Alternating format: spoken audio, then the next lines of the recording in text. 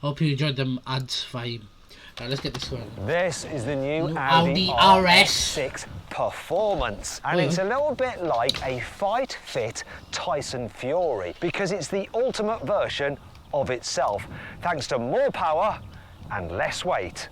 And in this video, I'm going to tell you all about the changes Audi has made to this performance version of the RS6, including the exterior, the interior, and the chassis upgrades. Of course, I'm going to take it for a drive. I'm also going to tell you what's good about it, what's not good about it, and yes, I'm going to launch it to see how quick it is from 0 to 60 miles an hour and over the standing quarter mile, because I'm Matt Watson, and you're watching Carwow. You're watching Carwow. I sell Carwow.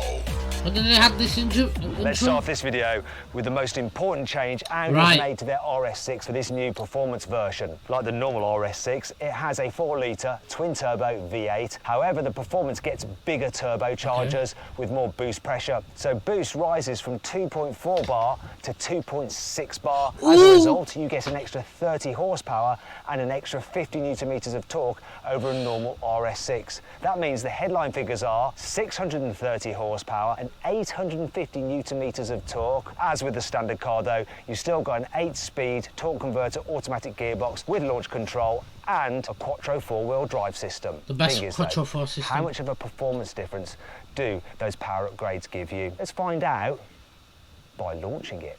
Audi says the RS6 Performance should do 0 to 60 miles an hour in 3.4 seconds, which is 0.2 of a second quicker than the old RS6. Let's find out what the reality is using my specialist timing gear. I got it set up for launch. Here we go. Oh, I like the countdown on the dash.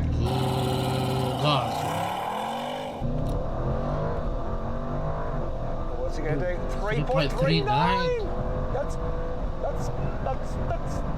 That's better than they said. 11.57 for the quarter mile. Takes off really quick, but the quarter mile, it's not blown me away. Let's try again.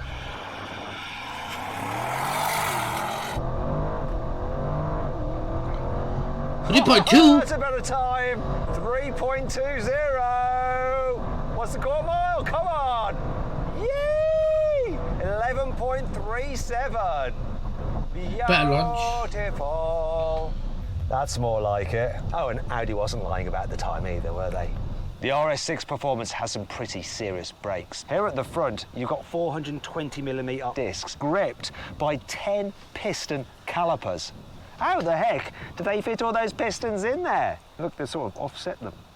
Weird. Now you can actually upgrade the brakes if you want to carbon ceramics. If you do that, you'll actually reduce the car's unsprung mass by 34 kilograms.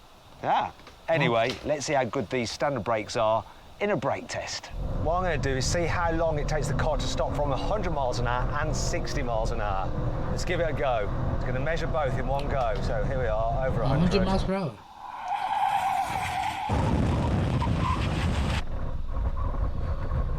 Right, it needs to stop from 60 in at least 35 metres. Let's find out if it did it. My God, 31 metres from 60 miles an hour?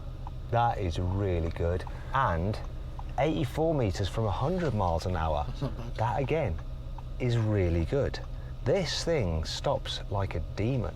Now, if you want to see some comparative brake test figures from another performance car, click on the pop-out banner up there or follow the link in the description below to watch a review that I'm not going to reveal exactly what it is. It's going to be a surprise.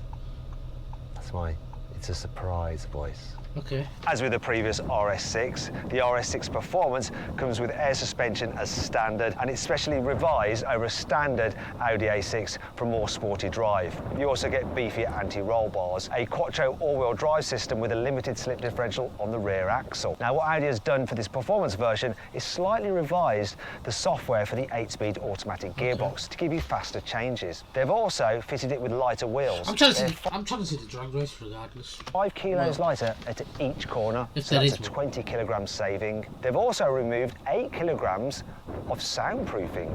Another change is the fact that you get the Actually, I really care about the interior. rear wheel steering as standard on this car. What will these changes do to how the RS6 drives? It's time to find out.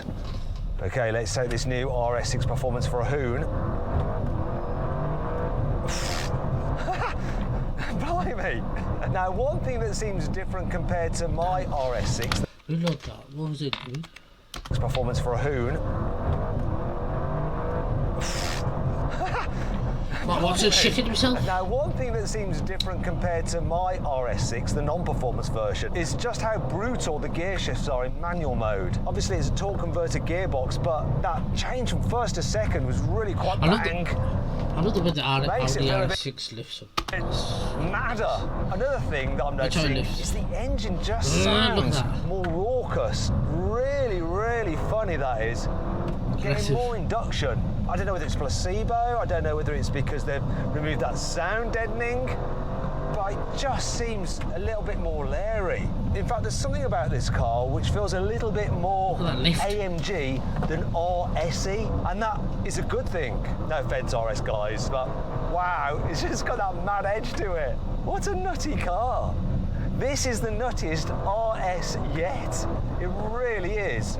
I'll tell you what helps as well, having that rear wheel steer as standard. My old RS6 had it as an upgrade, you know, it was optional, and it does help the car turn in. This one is on the air suspension, and my old RS6, that had the optional Audi sport suspension on steel springs, and I do think that the car does handle better on the steel springs, though there is a slight trade-off in terms of comfort. There is something slightly fun about having a big, heavy car like this, which you're hooning about, and it's riding on air suspension, because you get this slightly floaty feel to it, which just makes it feel even more just like... Oh, I wish someone had an RS6 so I could just sit in it one time. Incongruous, and it can do what it does. What an absolute nutter.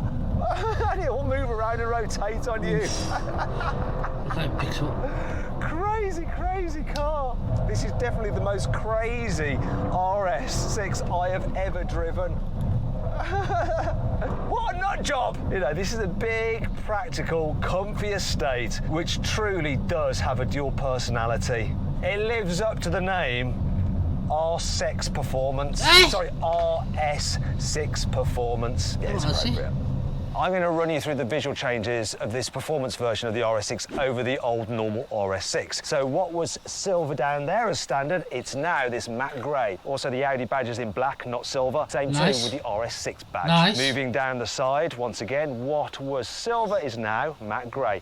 Same with the roof bars and the side skirts, plus the mirror caps. All alloy wheels now are 22 inches in diameter, and there's 3 different designs to choose from. And then once again here at the front, what was silver is now matte grey, and Audi badge, yes, it's black here. If you go for one of the carbon models, what is matte grey then becomes carbon fibre. Other than that though, it looks like we love a bit of carbon fibre. A great looking car then. For this new performance version of the RS6, Audi has added Alcantara to the steering wheel.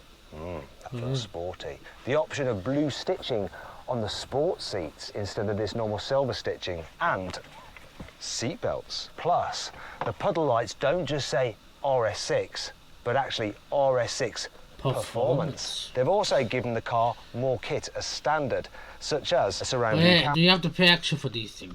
Please, a heads-up display, and a Bang & Olufsen stereo. Though these upgrades have contributed to a higher price. In fact, the RS6 Performance starts from £20,000 more than the old RS6. The starting price is £113,000. Thankfully, you can save almost £3,000 off one through Carwow, even though the car is brand new. So if you're thinking about changing your car, you should do it through Carwow, so you can check out various offers available on a wide range of cars.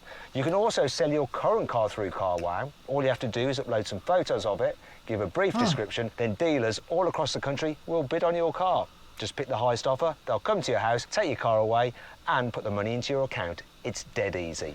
Now, yeah, Matt Watson, they'll come to your house, take your car away and put the money into your account.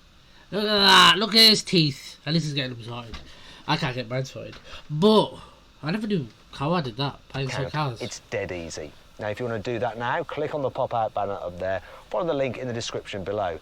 Alternatively, you can do it at a later date by simply Googling Help Me Carwow, and we will help you change your car. Not bad. Here in the back, it's What was the just back like a looking like? normal RS6, so plenty of knee room, decent headroom, very comfortable in these sportier seats, but being the performance, yes, you can have this stitching once again instead of this silvery grey, you can have it in blue if you want.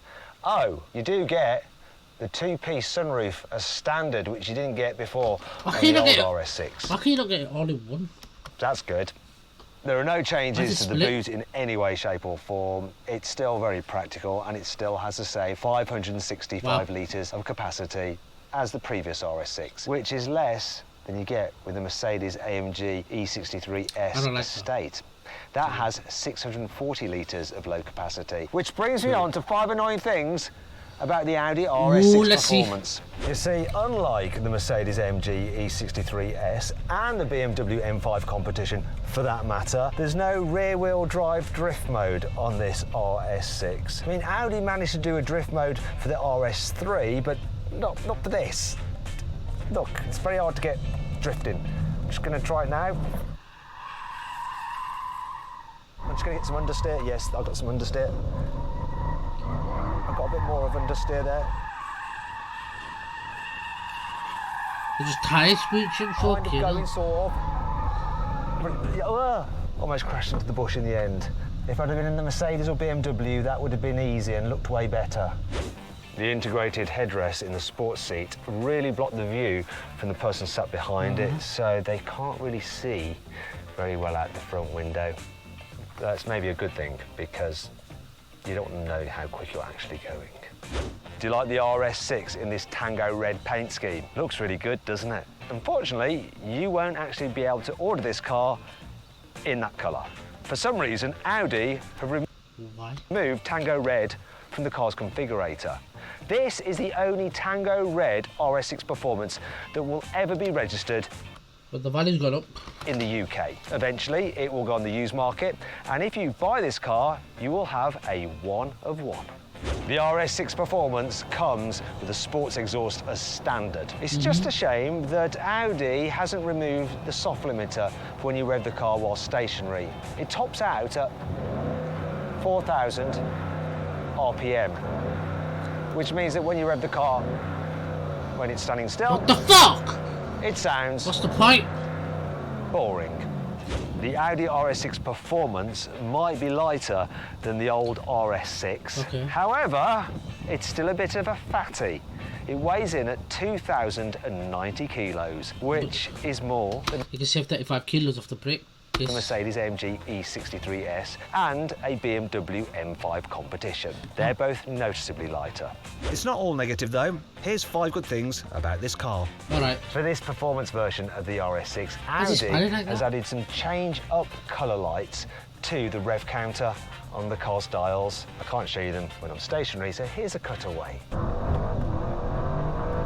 They should help you not miss a gear. Yes. Audi is very So this is why I should spend 120 pleased to brag in his press release that the new Audi RS6 Performance comes fitted with Continental's new Sport Contact 7 tyres. However, the ones on this press car are Hankook Ventus S1 Evo 3s. Spider?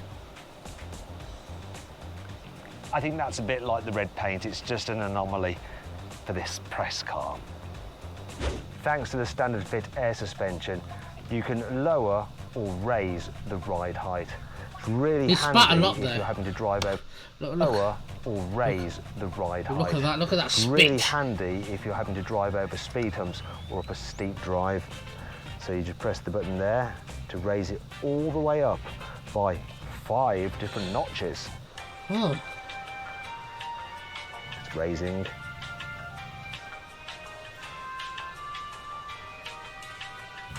Still raising. Still raising. How long is it going to take? Still raising.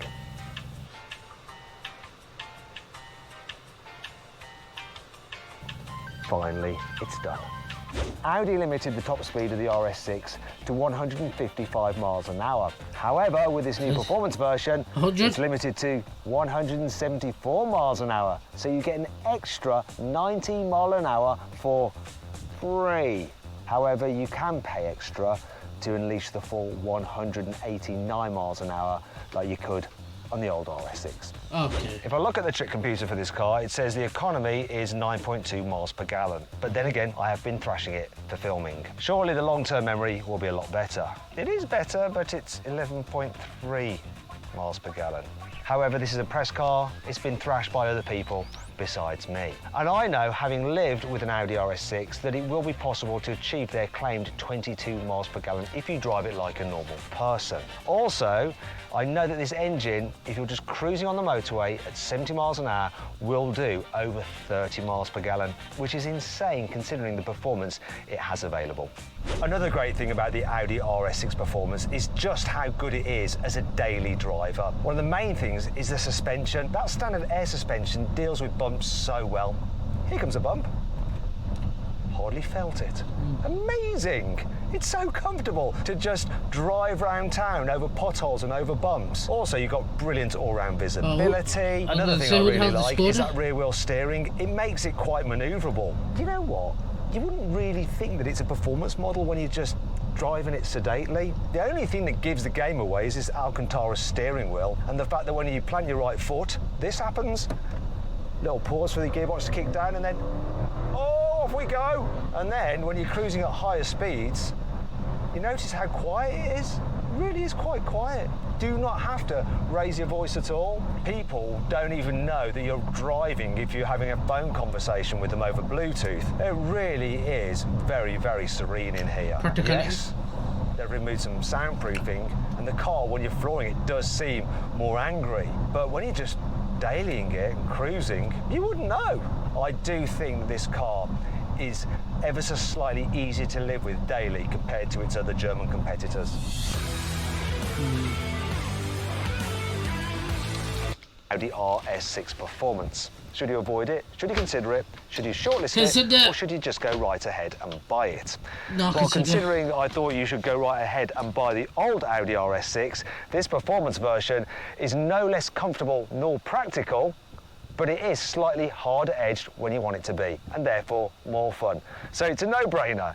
If you want this kind of car, go right ahead and buy it. Anyway, I hope you all enjoyed the video. If you did, give it a like. Not bad, not bad. I don't know, I'm personally, I don't know, it depends. If you want comfort, Mercedes. If you want speed, performance, BMW. And if you want a bit of both, Audi. So that's me personally, so I don't mind, I like RS6s. I'd love to have one day, but thank you.